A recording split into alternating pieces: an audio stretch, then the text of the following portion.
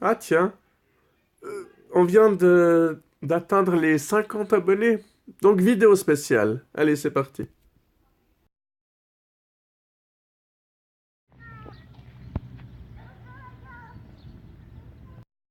C'est marqué push ici. Donc si on sait pas l'anglais, on est foutu. Et si on est claustrophobe, encore plus. Je viens de commander un double CD. En fait, c'est pas un album, mais c'est les Hauts Pairs. Et je me suis dit, ça fait vraiment plaisir que des groupes fassent de la musique excellente de nos jours. Et tout à coup, qu'est-ce qui se passe? Je retourne le CD et je constate 1983. Donc, moi qui croyais que c'était un nouveau groupe, je suis condamné à être amoureux de la musique d'époque, quoi.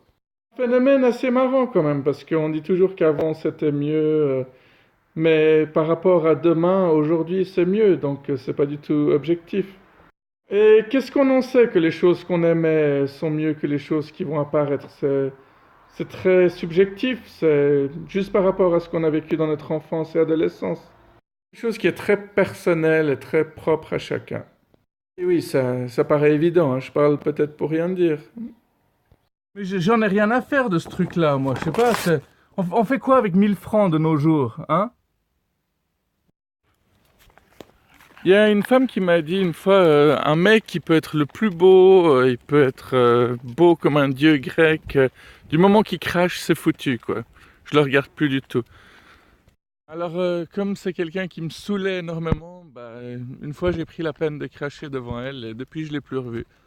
On avait parlé du crachat une fois en biologie au gymnase. Et la prof avait dit que du niveau de son bien-être et tout, les personnes ont raison de cracher. C'est juste que quand ils le font à la vue de tout le monde, bah, c'est franchement dégueulasse, quoi. J'ai été dans une église catholique quand j'avais entre 10 et 13 ans. Mais non, pas dans une église, dans une école catholique. Et je me souviens que déjà tous les matins, on devait se tourner vers la croix et faire réciter le Notre Père, hein. Bon, déjà que j'étais à la base musulman, ça me faisait déjà un peu bizarre. Mais un autre truc qui m'avait marqué aussi, c'est qu'on avait eu l'éducation sexuelle. La prof d'éducation sexuelle nous avait dit que les seins étaient faits pour attirer les hommes. Donc je pense que ça va faire brandir le genre de phrases qui doivent beaucoup plaire aux féministes, hein.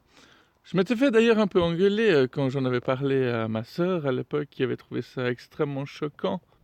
Je ne sais pas exactement l'opinion que j'ai par rapport à ça. On nous avait clairement dit que notre mission sur Terre, c'était de faire des enfants. Mais ce qui est terrible, parce que quelqu'un qui n'a pas d'enfant, ça veut dire quoi? Qu'il a raté sa vie ou...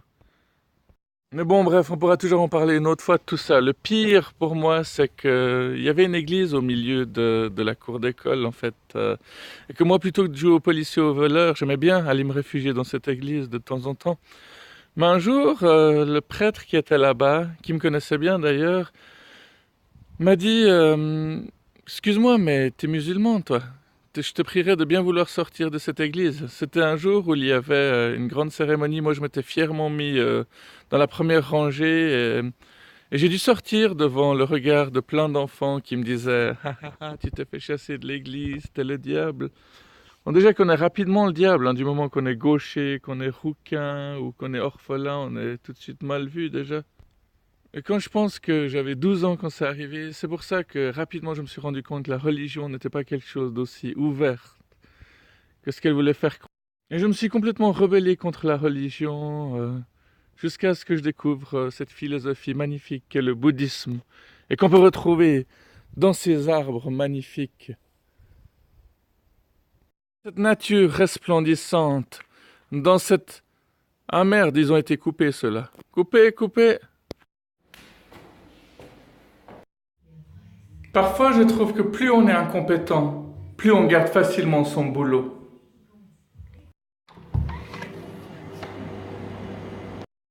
Bibo le Habib, parce que je le vaux bien. Oh, waouh! Le GPS, plus on est pressé, moins il fonctionne. No? pirates des temps modernes, les pirates de la route. Ces gosses. Il y a une période dans ma vie où je conduisais que des Porsche et que des Ferrari, mais comme tout le monde me regardait, ça me gênait, ça me mettait mal à l'aise parce que moi j'aime bien rester discret. Alors voilà, maintenant je conduis que des voitures pourries, quoi.